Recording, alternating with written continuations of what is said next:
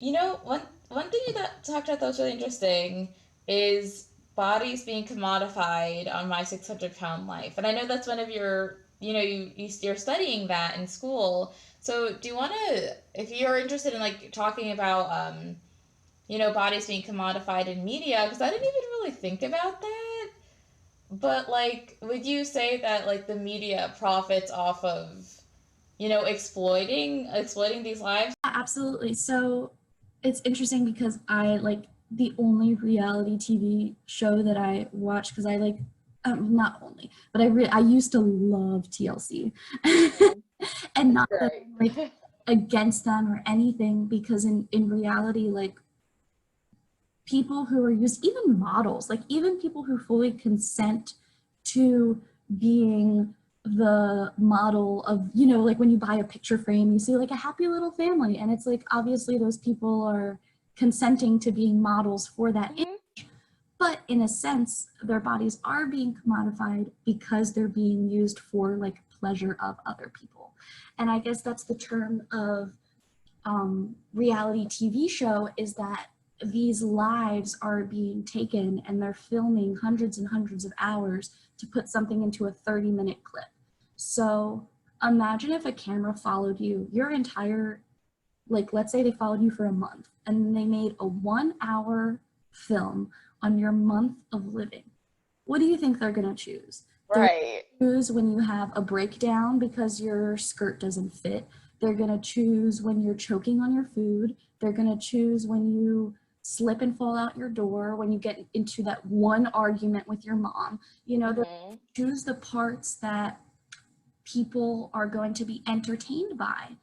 And I guess there's that balance of, who's like at fault. Like, oh, if the consumer wants it, then they're going to produce it more, which is true. But I guess with reality TV, you kind of need to watch it with a grain of salt and realize that this representation of this person's life is only a snippet of their life, and Yeah. only what's being chosen to be represented as that person's life. So someone else is having a say on how they're being shown. So like I know my favorite reality TV show that I pretty much only watch now. When I was younger, I watched like 19 Kids and Counting and like all that fun stuff. Hmm. But now I watch 90 Day Fiancé, which I love 90 I Day. love that show. And what's interesting is my best friends and my family hates me for the fact that like while I'm watching the show, I like will like fact check things, but I'll also like search online to get their side of the story or their Yeah. experience, just because I know at the end of the day, it is a show and they're only Hmm. representing the juicy stuff. And Hmm. so their beings, like their bodies, their personalities, their whole life is being used for entertainment. And even though they're signing the paperwork of, oh, yes, I consent to be on this TV show, like, doesn't mean that one, that they're okay with how they're being represented because they kind of signed away that, but also Hmm. like, those people should not be a representation of the entire population, because at the end of the day, like they are doing that, or that TV show is created for entertainment. Hmm. And so, which I guess is kind of sad because, like, for your example of My 600 Pound Life, like, they're kind of making those people as a form of entertainment. But Yeah. when there's like I know there's even the show, like, I think like My Strange Addiction and like Biggest Loser. I don't even know if Biggest Loser is still on, but I don't think it's still running. Yeah. Jillian Michaels is super problematic. But like there is a TV show literally about people losing weight in like cruel and kind of inhumane conditions, where they're fully like restricting their food access and basically like mentally manipulating them into thinking certain ways. And like that's out there. That isn't even just an opinion. Like Google it.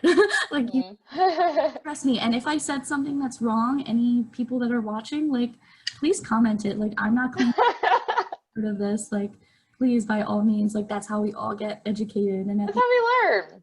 at the end of the day, that's why I'm here. And like I said, I'm not an expert, but we all are here to educate ourselves and on this topic.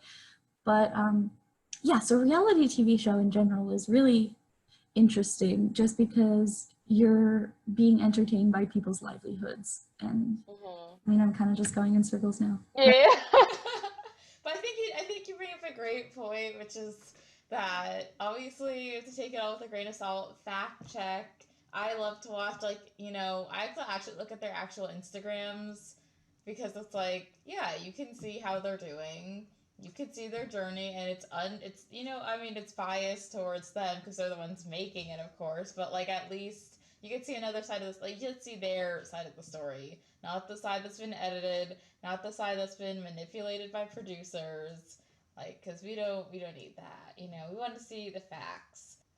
Okay, so another interesting point that you brought up earlier is you mentioned the word like fat really casually. Well, for fat people, blah blah blah, and I feel like a lot of people would be like, she's Miss Body Positive, but she's calling people fat. Like, that sounds a little contradictory. So, I mean, could you talk a little bit more about why you're so comfortable saying fat? Because even me, I'm still kind of like, oh my god, I don't want to offend anyone. It's interesting because so I try and use like fat and or larger body people at the same time because I know some people would get offended by it, but I think that kind of just brings back the point of society has created shame towards that word. And society has not created shame towards even the word of being like skinny or thin. But It's a compliment. It's a compliment. People take it as a compliment, but in reality, fat, I wouldn't say normal because the question, like the word normal is going to mean something to everyone. So it's usually just like fat and skinny. Society has created emotion towards those words when in reality, they're just a description of people and a description of how people look. But and I try to be very mindful, but it's kind of like there's a difference of using it, and I am not perfect in any means, but using it in conversation how we're speaking, but also if I were to go up to a person in the street and be like, wow, you're really fat, like that's obviously comes with a different sentiment, Yes, of course. That is rooted in being disrespectful and to belittle them and to body shame them, But in terms of our conversation, using like fat and skinny and thin or larger body, like those are just descriptions of people's bodies. And I think it's important for this conversation to kind of differentiate emotions and sentiments and kind of isolate that weight that carries with those words. Obviously in certain settings, I might not use the word fat or I might not use the word skinny just because the population of people that I'm with might not take it the same way that I do. And of course, you mentioned earlier Serena's seminar this weekend on how to be a fat ally. And so I'm really excited because I've never really taken a course on that, but I just have read up a lot of kind of like, it's people putting shame to certain words and certain descriptions. And of course, if you know that that word is sensitive to someone, like if you know that someone might be hurt by you saying that, like obviously don't use it. Yeah, of course. But you kind of just have to think of how has society shaped those words. And again, not to take away from these movements, but it kind of makes me think, because they're all very different and important in their own ways, but it kind of makes me think of the word like Black and queer, and kind of how you use that in communication. And it's kind of like, okay, in certain settings, how you might use it might not be appropriate, but at the end of the day, you want to give power back to those words. Depending on the person and how you're using it. But yeah, I don't know if that makes sense. No, that does make sense. I think it's kind of like society morphs the definition, but it's like, no, those are just descriptor words. I was uncomfortable using the word queer. I honestly thought that was an insult when I was younger because it's just like the way society talked about it. I thought like, oh my gosh, you can't say that. And then same thing, even like with fat though, it's like we still haven't gotten over that hurdle yet. like now it's like normalized to say black, it's normalized to say queer, but like saying fat is still like we are not even close. We're not even close to saying it casually, you know? So, and it's interesting because it's like you could say skinny because you're saying you don't like to use fat or skinny in like settings where it doesn't seem appropriate. But I would use skinny. I mean, this is me personally. I would have used skinny anywhere because it's like no, I don't know anyone that'd be like, oh my god, I'm skinny. Oh my god. Like it's like they'd be like, oh really? Like thanks. I was hoping you'd notice, you know. So it's really interesting that like it's really interesting that's like we could skinny is like completely fine as a descriptor, but fat is just like you can't even think about saying that. It's So even like, think about it, like if you were to go up to someone and be like, wow, you're really looking good. And that's one Mm-hmm. that I feel like I have a hard time with sometimes, of like, oh wow, you look great after someone has lost weight, you know, like Mm-hmm. Facebook, that someone has like obviously lost weight or is on like a weight loss journey or whatever they're doing, and people, wow, you look great. But at the end of the day, do you know if they're restricting or not? Do you know if Mm-hmm. they're engaging in unhealthy patterns to be the way that they are? And that's the same way with people who are very skinny. It's like giving that as a compliment could even be fueling more of the behaviors that they're engaging in, you know, because maybe they're not doing healthy things to be where they are. Therefore, kind of making comments like that could just be, oh, well, I guess I should continue because people, Yeah. think, you know, so Yeah. we just have to be very Absolutely. careful about how we talk. And it's not that we have to walk on eggshells, but it's kind of, you know, you just have to be mindful that they're a person with feelings and that they have way more history than their body puts off. I remember I had people tell me I was trying on a new swimsuit and I was sending it to some of my friends and I was like, oh, like, does this look good? And some of them were saying, oh, you look so skinny, blah, blah, blah. And literally it was because I hadn't eaten at all that day. Not because I've been trying to not eat. It's just like I just hadn't. And I was like, wow, like I look so much better when I like don't eat breakfast or lunch and it's already 3. Like it's just kind of like yeah, you want to be careful, and I think it's always important to say, you know what, if you want to talk about how beautiful people look, tell them they look beautiful every time they see them.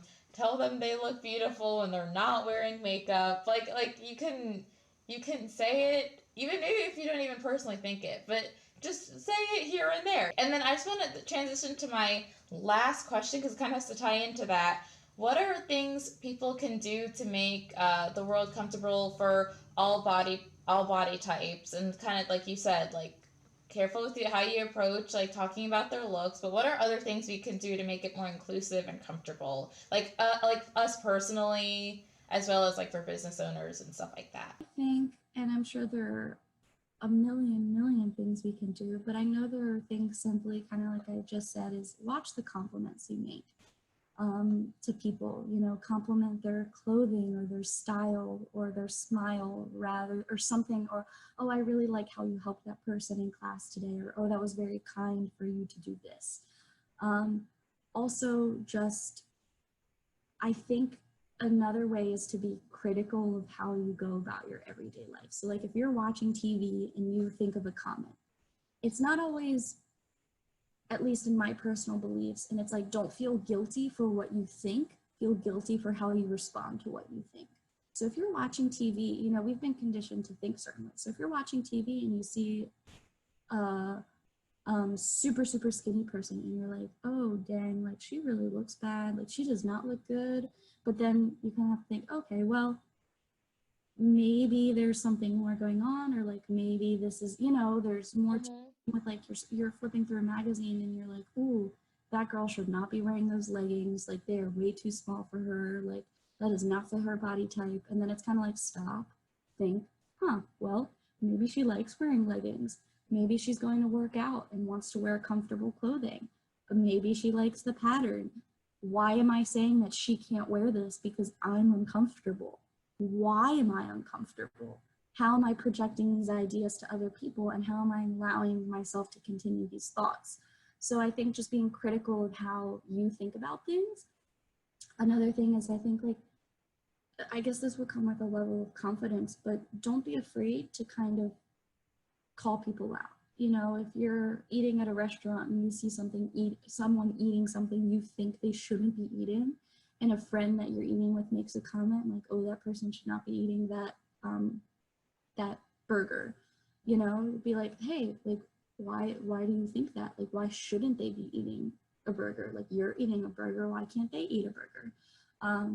And kind of like, don't be afraid to bring up those difficult questions or those difficult comments. Another thing I think is just accessibility. Is if you're, for example, if you're going out to read a book with a friend, or you're going for a stroll and want to take a seat, and it's like, kind of be mindful of like, oh, well, make sure that you're going to sit in a place that your friend is going to be able to sit comfortably, you know? Or even if you're going to a restaurant, and that kind of even slips over into like disability, kind of like, okay, well, is that place that we're going to be accessible for this person, whether or not they, and not to correlate like weight to disability, but I think, or even allergies, you know, it's kind of like, you want to be mindful of, oh, I'm taking my friend this place. Is there going to be challenges for my friend as a result of their body type or their ability or their allergy, you know? And it's kind of like, add that to the list of another way that you're going to be courteous to your friend, is just being considerate of how they can comfortably live in that space. And if there are places that you notice that someone couldn't comfortably be, don't be afraid to bring it up. Yeah. Because I think that's how those conversations become easier and become more natural. And also, I think, challenges people to think about their way of thinking and how that impacts everything, and also how that contributes to diet culture and body shaming and disability, you know, all of that fun stuff. Yeah. Absolutely. And you know, our channel's called Reflections by Lily because a lot of it has to do with reflecting on the way we approach life and reflecting how we, like, a lot of it, like, I do a lot of reflection as I, like, do my videos and stuff. So I appreciate that in your suggestion. You actually had some perfect reflection questions for me right there. Um, and then another thing, I would just want to tag on to what Lucy's saying, and I think it's so interesting that you're saying plan out for your, like, maybe your larger bodied friends, like, plan things out for them that are inclusive to them. So if you know there's a restriction there, like, keep that in mind, or even like just try to consider how everyone's going to be feeling as a general rule. And I think just to add to that, it's like, and as you kind of both mentioned earlier, like, stop judging everyone. Like, I never ever think that people are ugly. Like, I can't even, the fact that people would even say, oh, that person's ugly, like, disgusts me. It's like I think that's like an awful word to describe how someone looks. I think everyone's beautiful in their own way. So I think that just to encourage everyone to try to expand your idea of beauty. Like, just try to expand it a little bit, or as much as you can, because beauty really can come at every size, and it's not about the outside, it's also about the inside too. So if you're thinking some people are ugly or blah blah blah, or they're not worthy of your attention, it's like, I guess you need to be judging how you are on the inside if that's your thought process. Oh, I'm so encouraged by you, Lily. I remember, it's funny you bring up that conversation at Ryla, because I remember it so well. You're asking me all these questions, and it's like, girl, I'm not an expert, but you know, these are important. I think it's important to be vulnerable about things Yeah. and just know, like, okay, I may not know everything, but it's important to talk about these things, and it's important to, and so I'm just so encouraged by you, like, understanding that, you know, you've been a little bit ignorant to the fact, or you just, and I've been very ignorant. you can't blame yourself. You can't blame Right. yourself for not knowing what you don't know. What you can blame Yeah. yourself for is knowing that there's something to learn and Mhm. continuing to choose to think the way that you think. So, like, Mhm. a lot of people should do exactly what you did, is like, learned, oh, well, maybe the way I'm thinking isn't right, or maybe there's more to learn about it, and actually learn about it. You know, Yeah. learn different perspectives. And I think more people need to do exactly what you're doing, and just be open-minded and be thoughtful and intuitive about thinking, you know? And I Yes. think that's how our world will get a little bit better, our world will be a little more open. But yes, I'm so encouraged by you and all that you've done, and I'm so blessed to be your friend. Thank you for asking me to come and chat with you. Yes. Thank you so much for joining me today. And this has been a lovely interview. Like, I learned so much. So, thank you so much. And everyone, thanks for watching. Like Lucy said, you have to educate yourself. If you know you have something to learn about, but choose not to learn it, like, that's where the fault is. So, thanks for watching this video because I hope you guys learned a thing or two about body positivity and how to make the world more inclusive. And one last thanks to Lucy for joining me. Lucy, I'll see you at the event this weekend. And everyone, thanks for watching.